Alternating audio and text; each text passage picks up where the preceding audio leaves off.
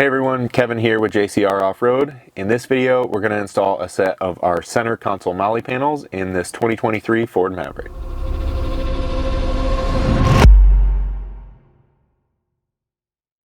So obviously it's a center console MOLLE panel. It's going to install by bolting to the center console of the vehicle. That's pretty straightforward, and really this should be a pretty quick and easy install for you. It uses 4 mounting holes kind of on the perimeter of the panel out here. The bottom one on the back side down here, you won't necessarily be able to see here on camera once we're installing it down in the vehicle, but it's going to install exactly the same as this top one with the longer of your 2 spacers, leaving the shorter 2 to go along the front edge up here. Basically, the only tools you're going to need for this are going to be a Phillips head screwdriver and ideally a sharp point, small diameter prick punch like I have here. If you don't have something like this, a very small drill bit like a 1/16 inch bit will work pretty much exactly the same. So the most critical part of this is where to put the MOLLE panel itself. So you're going to place it along the side of the center console here in the vehicle.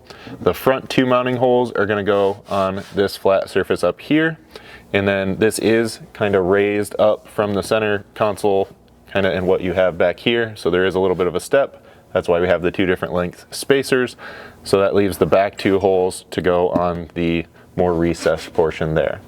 To line it up front to rear, you're basically looking for an equal gap between this back edge and the front edge of the seat track down here, and the front edge of the panel up here and the dash in this location. So kind of even out that gap as you place it on here. And then you can either, once you're happy with this location, you can either mark these holes out with a marker and drop it out of the way to kind of make them more prominent with your punch or your drill bit. Or if you're confident you can hold this steady while marking all 4 holes, go ahead and do that by just holding the panel and working your way around to mark these. I'm basically just pressing my sharp punch into the plastic in all 4 of these hole locations. Now, after you drop the panel back out of the way, you may just want to go back with your punch and make each of those 4 marks a little bit more prominent in the plastic. The reason for that is those marks are going to act also as the pilot holes for the coarse thread screws that we use to secure the panel.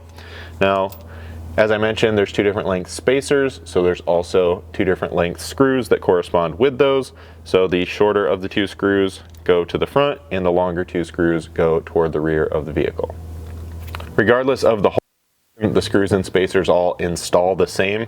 So on the front with my shorter screw, I can slide that through what will be the outside of the panel and then slide the spacer onto the back. And then I can take this whole assembly and line it up with this forward mark here in the vehicle. Once you have that lined up, just grab your Phillips screwdriver and get this screw started into the center console. Once you know that is started somewhat securely, you can work your way around and repeat that process on the remaining 3 holes. Once you have all 4 of those at least started into the plastic, just take your screwdriver and work your way around, tightening them up. Just use a little bit of discretion here as you are threading these screws into, again, the plastic on your center console. So make sure you're not over tightening and stripping these out. Now, the installation process for the other side as well as the panel for the other side is exactly the same, and once you have all 4 of these tight, your installation is complete. Now, as always, if you have any questions at all about this product or anything else we offer here at JcrOffroad, please don't hesitate to reach out to us. You can always send us an email at info@jcroffroad.com or call us at 269-353-1184.